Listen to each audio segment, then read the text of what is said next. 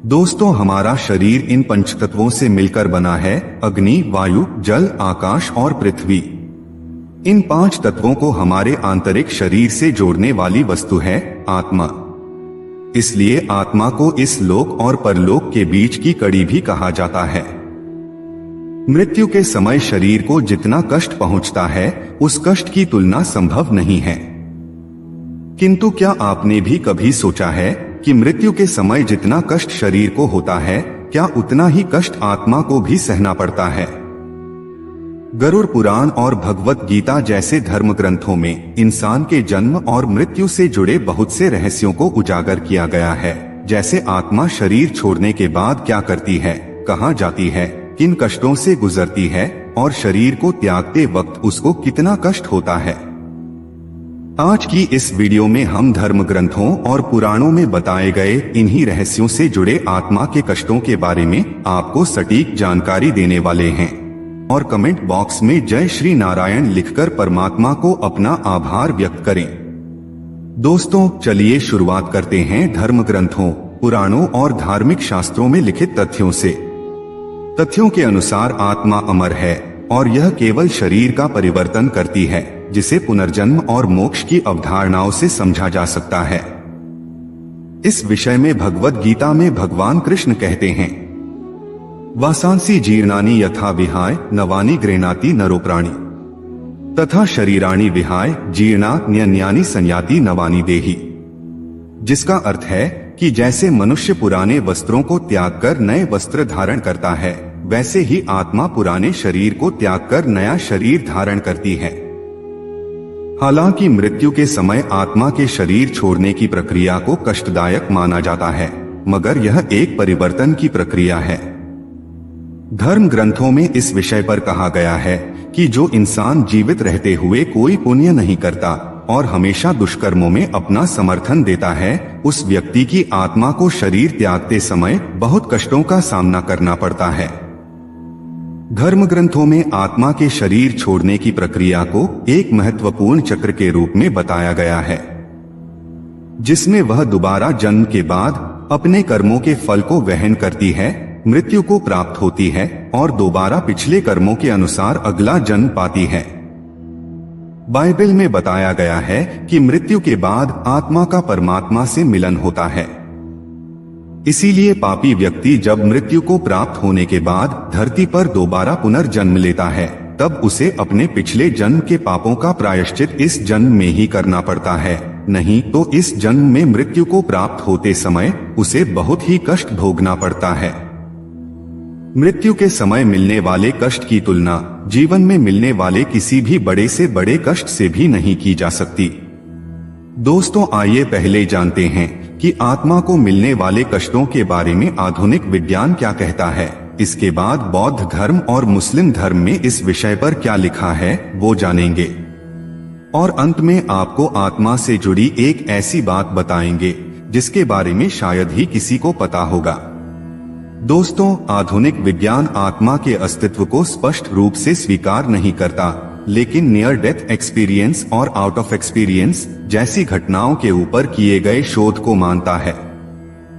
Near death experience के दौरान कई लोगों ने शरीर छोड़ने के अनुभव को शांतिपूर्ण और प्रकाश की ओर जाने वाला बताया है, जबकि कुछ लोगों ने अपने अनुभव को डरावना और कष्टदायक भी बताया है।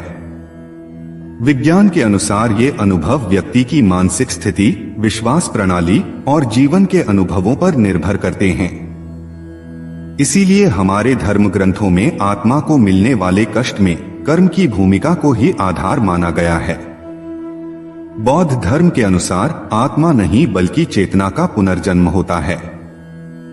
मृत्यु के समय चेतना का शरीर से अलग होना और नए जन्म के लिए तैयार होना एक महत्वपूर्ण और संवेदनशील समय होता है।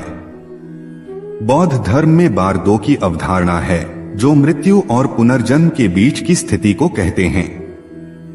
यह स्थिति कुछ समय के लिए होती है और इसे अनुभव करने वाला व्यक्ति अपने कर्मों के आधार पर इस जन्म और पूर्व जन्म की यादों को अपने दिमाग में चलता हुआ महसूस करता है।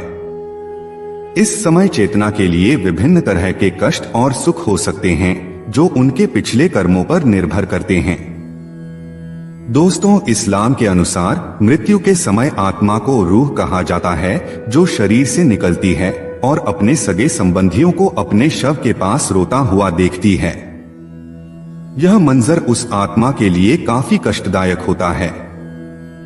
इसके अलावा कुरान और हदीस में भी इस विषय पर विस्तृत जानकारी का उल्लेख मिलता है।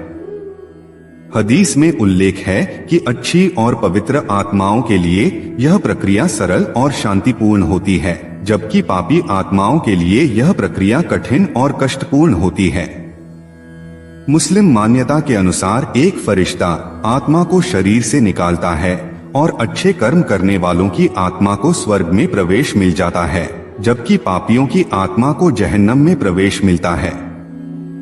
दोस्तों, ये थी धर्म ग्रंथों, पुराणों और शास्त्रों में बताई गई जरूरी बातें।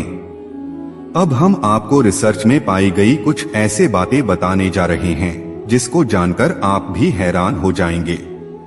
दोस्तों, हम सभी जानते हैं कि आत्मा अपने पुनर्जन्म के कर्मों का फल पाती है, किंतु पुराणों में एक और चीज का उल्लेख मिलता है जो बहुत ही महत्वपूर्ण है, जिसे इस धरती पर जन्म लेने वाला हर इंसान महसूस करता है। जब बच्चा इस पृथ्वी पर जन्म लेता है, वह सांसारिकता और मोह का अभ्यस्त होता जाता है। हर चीज जो उसे जीवन में मिलती है या वह खुद बनाता है, उससे मृत्यु आने तक जुड़ाव महसूस करता है। मोह में लिप्त हर इंसान की यही कहानी है, लेकिन आपको जानकर आश्चर्य होगा कि हर इंसान के जीवन में दैविक प्रेरणा से कम 3 अवसर जरूर आते हैं जब इंसान सांसारिकता से मुक्त महसूस करता है। चाहे यह अवसर दुख के कारण आया हो, खुशी के कारण आया हो, भक्ति के कारण हो या फिर कोई वास्तविक अनुभव हो। जो कोई व्यक्ति उस क्षण सांसारिकता को छोड़कर आध्यात्मिक उन्नति की ओर बढ़ जाता है, तो दैविक शक्ति भी उसे सहयोग करती है।